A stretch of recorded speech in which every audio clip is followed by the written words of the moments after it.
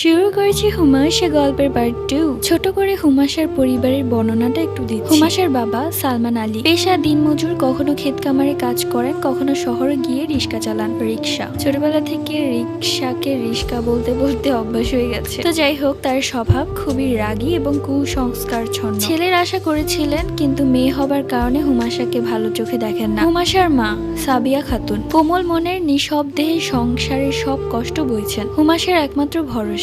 স্বামীর রাগ অবহেলার মাঝেও মেয়েকে বুক ভরা ভালোবাসা দেন। দাদি রুকাইয়া বিবি বয়স হয়েছে, শরীর দুর্বল, ছোটবেলায় অনেক দুঃখ দেখেছেন, তাই সবকিছু নিয়েই হতাশ। মেয়েদের ভাগ্য ভালো হয় না, এই বিশ্বাস নিয়ে হুমায়ুসাকে প্রায় কটু কথা বলেন। ফিরে যাচ্ছে হুমায়ুসার জীবন গল্পে।